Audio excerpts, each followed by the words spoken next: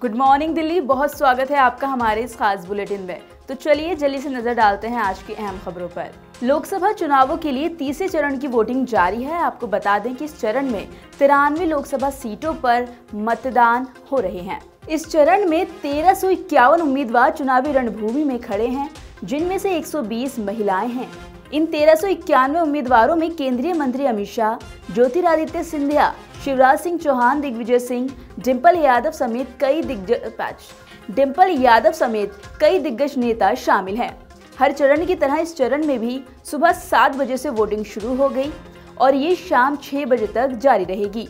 इस चरण में जिन सीटों पर चुनाव होगा उनमें गुजरात की 25, कर्नाटक की 14, महाराष्ट्र की 11, उत्तर प्रदेश की 10, मध्य प्रदेश की 9, छत्तीसगढ़ की 7, बिहार की 5, असम की 4 और गोवा की 2 सीट के चुनाव शामिल हैं।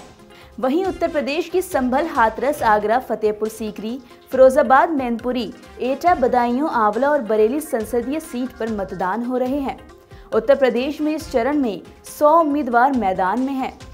बता दें कि सपा प्रमुख अखिलेश यादव की पत्नी डिम्पल यादव मैनपुरी लोकसभा सीट पर अपना कब्जा बरकरार रखने के लिए कोशिश कर रही हैं, जिसे उन्होंने अपने ससुर और सपा संरक्षक मुलायम सिंह यादव के निधन के बाद हुए उपचुनाव में जीता था।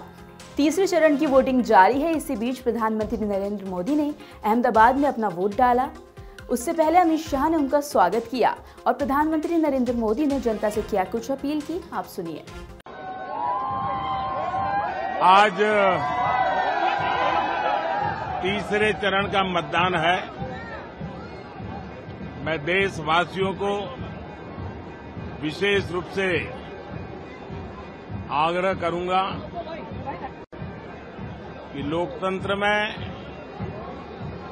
मतदान ये सामान्य दान नहीं है। हमारे देश में दान का एक महात्म्य है और उसी भाव से देशवासी ज्यादा से ज्यादा मतदान करें। आज तीसरे चरण का मतदान है। अभी और करीब 3 सप्ताह चुनाव अभियान चलेगा। 4 मतदान के दौर आगे भी हैं। मेरा गुजरात में मतदार के नाते यही एक जगह है जहां मैं रेगुलर मतदान करता हूं और अमित भाई यहां से भारतीय जनता पार्टी के उम्मीदवार के रूप में चुनाव लड़ रहे हैं। मैं कल रात को ही आंध्र से आया हूं, अभी गुजरात में हूं। मध्य प्रदेश जाना है, महाराष्ट्र जाना है, फिर तेलंगाना जाना है।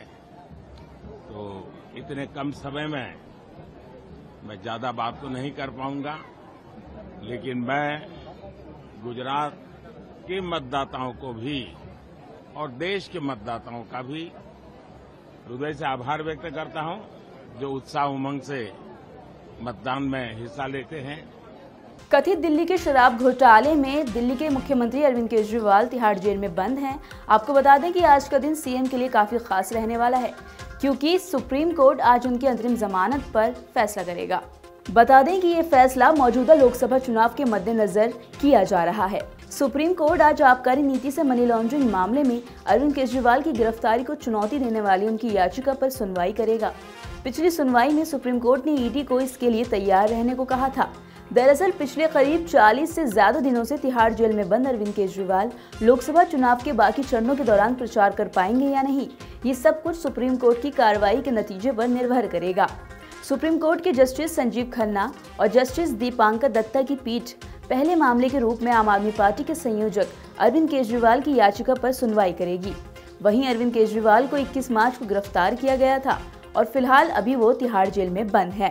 बता दें कि सुप्रीम कोर्ट ने 3 मई को मामले की सुनवाई के दौरान कहा था कि वो मौजूदा लोकसभा चुनाव के मद्देनजर अरविंद केजरीवाल को अंतरिम जमानत देने पर विचार कर सकती है। वहीं न्यायमूर्ति संजीव खन्ना और न्यायमूर्ति दीपांकर दत्ता की पीठ ने ईडी की ओर से पेश अतिरिक्त सॉलिसिटर जनरल एसवी राजू से कहा था कि गिरफ्तारी के खिलाफ अरविंद केजरीवाल की याचिका पर सुनवाई में वक्त लगने की संभावना है और इसलिए अदालत उन्हें अंतरिम जमानत देने पर जांच एजेंसी का पक्ष सुनने पर विचार कर रही है। लगातार कई दिनों से तेज गर्मी ने पारा हाई किया हुआ है। मौसम विभाग ने पहले ही चेतावनी दे दी थी कि गर्मी बहुत ज्यादा सताएगी। चलिए अब आपको बताते हैं कि आज का तापमान कैसा रहेगा। आज मौसम विभाग ने उत्तर प्रदेश में तेज हवाएं 25 से 35 किलोमीटर प्रति घंटे की रफ्तार से चलने की संभावना जताई है। इसके अलावा तटीय गुजरात, सौराष्ट्र, कच्छ, तटीय कर्नाटक, तटीय आंध्र प्रदेश, यनम, रायलसीमा, तमिलनाडु, पुडुचेरी और कराईकल, केरल और माहे में गर्म और आर्द्र मौसम रहने की संभावना जताई गई है। उधर पश्चिमी राजस्थान, गुजरात के सौराष्ट्र, कच्छ और आंतरिक कर्नाटक के अलग अलग हिस्सों में लू की स्थिति बन सकती है। उड़ीसा, पश्चिम बंगाल, दक्षिण आंध्र प्रदेश के तटों पर 45 से 65 किलोमीटर प्रति घंटे की रफ्तार से हवा चलने की उम्मीद है। वहीं मछुआरों को इन क्षेत्रों में न जाने की सलाह भी दी गई। पूर्व उत्तर प्रदेश में भी मौसम का मिजाज बदल सकता है। उत्तर प्रदेश और मध्य प्रदेश की जिन सीटों पर चुनाव होना है, वहां के लिए मौसम विभाग ने कोई अलर्ट जारी नहीं किया। बिहार में बारिश की संभावना मौसम विभाग ने जताई। छत्तीसगढ़, असम और गुजरात के कुछ इलाकों को मौसम विभाग ने निगरानी में रखा है। इसके अलावा महाराष्ट्र के कुछ इलाकों को ऑरेंज अलर्ट पर रख दिया गया।